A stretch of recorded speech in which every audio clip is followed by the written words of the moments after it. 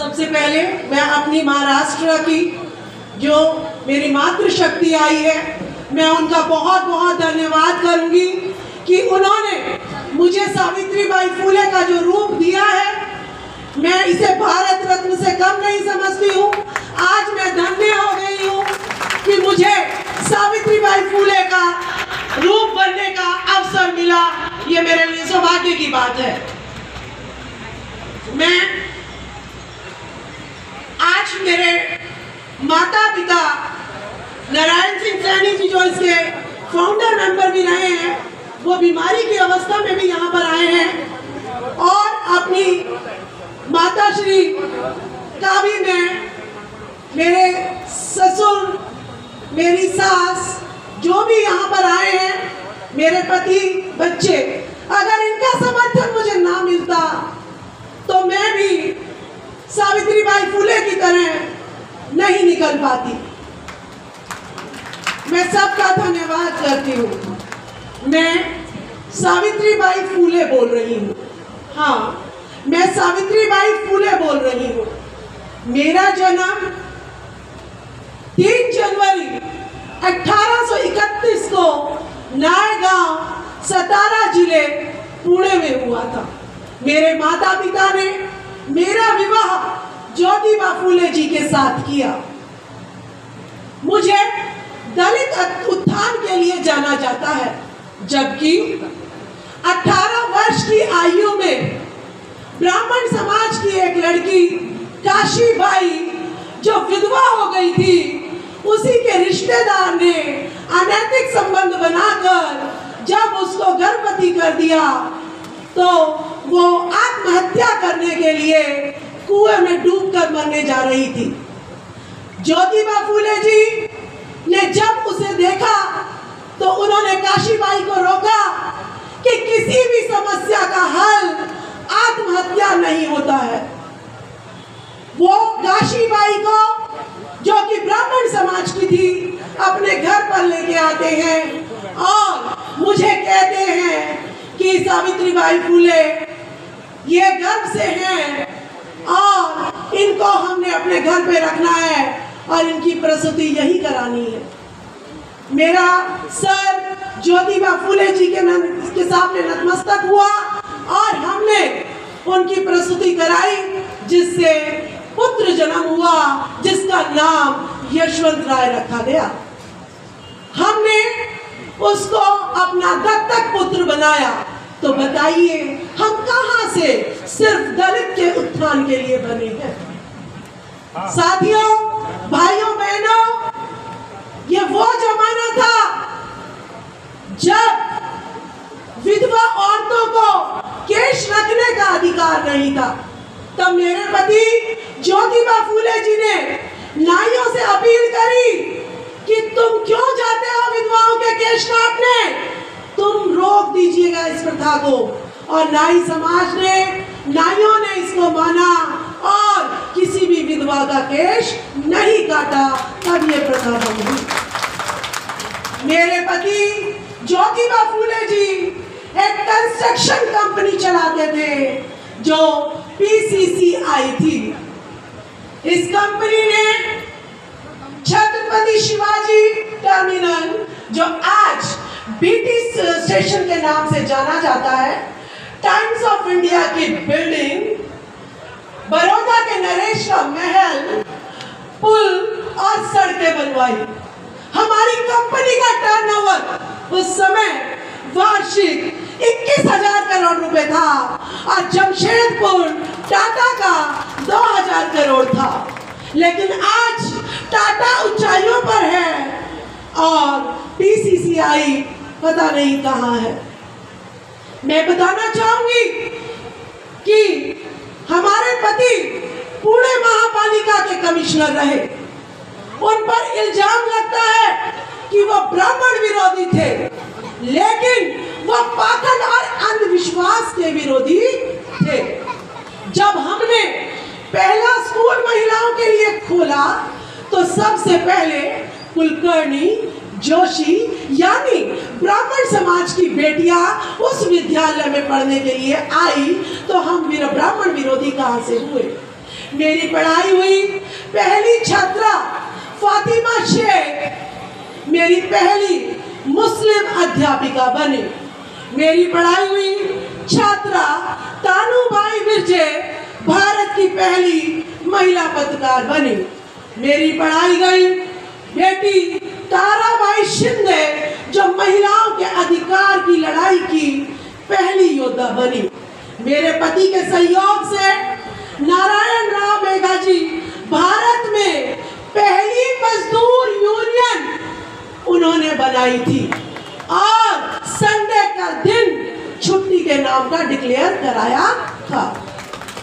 ज्योतिबा जी ने पहली बार बिना ब्राह्मणों के नामी समाज में शादी कराई थी, जिस पर ब्राह्मणों ने मुंबई हाई कोर्ट में इसे चैलेंज किया, लेकिन ब्राह्मणों को कामयाबी नहीं मिली। उन्होंने 24 सितंबर 1873 में सत्यशोधक समाज की स्थापना की। उनके परिनिर्वाण के बाद मैंने उस संस्था की कमान संभाली। मेरे बच्चों, आज तुम कहाँ हो, क्या कर रहे हो? मेरे साथ तो मनुवादियों ने सिर्फ साड़ी पर गोबर और कीचड़ ही फेंका था, लेकिन आज कारगिल का योद्धा अपनी पति पत्नी की साड़ी को तन से बचा नहीं पाया और मनुवादियों ने उस साड़ी को खोल खोल के नगन कर हजारों लोगों के बीच में गली गली घुमाया। ऐ मेरे भारत के बच्चों, क्या दशा आपने कर दी है इस देश की, ये आप सोचिए कि कितना दुखदाई समय है और आप कहाँ मस्ती में मस्त हैं। भारत को स्वर्ण पदक दिलाने वाली हमारे खिलाड़ी, उनका भी मनुवादी गिद्ध शोषण कर रहा है और हमारा भारत कहाँ सोया पड़ा है। ये आपको सोचना पड़ेगा कि हमारी ज्योतिबा फूले जी की और मेरी क्रांति कहाँ चली गई, क्यों नहीं ये क्रांति आगे बढ़ी। पुणे के प्लेग में जब प्लेग की महामारी फैल गई थी, गायकवाड़ विद्यार्थी का सारा परिवार मर गया, तब मैंने उसको अपनी पीठ पर बांधकर उसका इलाज किया। वो तो बच गया, लेकिन मैं अपने जीवन से हाथ धो बैठी। आज स्कूलों में बच्चा पढ़ाई तो दूर की बात, घड़े को अगर हाथ लगाता है पानी के घड़े को तो उसको मार दिया जाता है। मूंछ रखने पर हत्या कर दी जाती है। अगर आप घोड़ी पे चढ़ रहे हो तो आपके साथ मारपीट की जाती है। बड़ी गाड़ियों में घूमते हो तो गुंडागर्दी की जाती है। शिक्षा को इतना महंगा कर दिया और कमर्शलाइज कर दिया है कि हमने जिस शिक्षा के रास्ते खोले थे वो रास्ते आज इतने महंगे हो गए हैं कि गरीब का बच्चा पढ़ाई नहीं कर सकता। मैं सावित्रीबाई फूले बोल रही हूँ। हमने जो प्रथम स्कूल खोला था वो आज खंडर है, लेकिन उसके सामने जो गणेश का मंदिर बनाया है वो सोने से बना हुआ है। तो आप मंदिर बनाएंगे कि स्कूल बनाएंगे, ये आपको सोचना पड़ेगा। हम पति पत्नी ने सारा जीवन खत्म कर दिया। हमारे लोग कब जागेंगे, कब उठेंगे, कब टीवी छोड़ेंगे, कब ये 33 करोड़ देवी देवता छोड़ेंगे? उठो भारत के लोगों, ज्योतिबा फूले की क्रांति को कब पूरा करेंगे? मेरे पति को जब दाएं हाथ में लकवा मार गया, उन्होंने बाएं हाथ से आपके लिए गुलामगिरी लिखी ताकि आप उनकी गुलामगिरी पढ़कर अपनी गुलामी की जंजीरें तोड़कर और शासन और प्रशासन में बैठ सके। किसानों के लिए आपने देखा कि हजारों किसान मर गए, उन पर सरकार ने गाड़ियां चलवा दी, लेकिन ज्योतिबा फूले जी ने किसान का कोड़ा लिखकर उनके दुखों का कारण और निवारण उसमें लिख दिया। लेकिन मेरे बच्चों बताइए, किस किस ने गुलामगिरी पढ़ी, किस किस ने किसान का कोड़ा पढ़ा? जिसने पढ़ा वो ही सिर्फ अपनी समस्याओं का हल कर सकता है, बाकी तो अंधकार में जी रहे हैं। भारत को एक ही रत्न आज तक मिला है, जो कि डॉक्टर B.R. अम्बेडकर जी हैं, जिन्हें विश्व रत्न भी कहा जाता है। ज्योतिबा के फूले के पथ परिवर्तक बने डॉक्टर भीमराव अंबेडकर ने शिक्षा, सामाजिक, राजनीतिक और आर्थिक संपन्नता के लिए आरबीआई बैंक की स्थापना की थी। बताइए, क्या आप में से किसी ने कोई बैंक की स्थापना की है? नहीं। तो आप चिंता नहीं कीजिएगा, आपके लिए Buddha bank of India BBI Bharat के लिए काम करेगा और अपने लोगों के लिए काम करेगा, यहाँ के 90% शोषित वर्ग के लिए काम करेगा। हमारे राष्ट्रीय अध्यक्ष सत्यशोधक समाज के एडवोकेट ओम प्रकाश मौर्य जी, ये भी ज्योतिबा फूले के कदमों पे चले। इन्होंने अपनी भरी सभा में शादी में हंगामा किया कि ये 3 ब्राह्मण यहाँ से निकल जाएं, हम ब्राह्मणों से शादी नहीं कराएंगे, हम अपना ब्याह खुद कराएंगे। ऐसी मिसाल इन्होंने अपनी शादी में दी। इन्होंने अपनी पत्नी जो कि 12वीं पास करके आई थी, उनको BCom, MCom, LLB, LLM, PhD law से कराई और वो 2004 में बार एसोसिएशन की फर्स्ट महाराष्ट्र लेडी चेयरमैन बनी। इतना ही नहीं, आपका बेटा LLM PhD संविधान से किया, आपकी पुत्रवधू ने LLM PhD प्रॉपर्टी लॉ से करी, बड़ी बेटी ने PhD केमिस्ट्री से करी, छोटी बेटी ने PhD स्पोर्ट्स से करी। तो यानी महिलाओं के लिए हायर एजुकेशन का दरवाजा आपने खोला।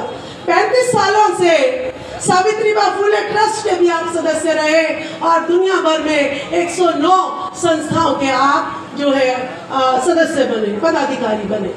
माननीय राजकुमार सैनी जी, ये वही सावित्रीबाई फूले ट्रस्ट है जब 2015 में शिक्षा के लिए लड़ती हुई मैं इस संस्था में आई थी और मैं ढूंढ रही थी कि कोई एक ऐसा शेर आदमी हो मिले मुझे जो एक बार जिसने जो कह दिया उसी रास्ते पे चले, रास्ता ना बदले सत्ता के लालच में या धन के लालच में। वो राजकुमार सैनी जी मुझे मिले और मैंने उनके लिए सरकारी नौकरी छोड़कर राजनीति में और सामाजिक संगठनों से जुड़ना शुरू किया और ज्योतिबा फूले, सावित्रीबाई फूले, साहू जी महाराज, डॉक्टर भीमराव अंबेडकर, इन सब के बारे में मैंने पढ़ा।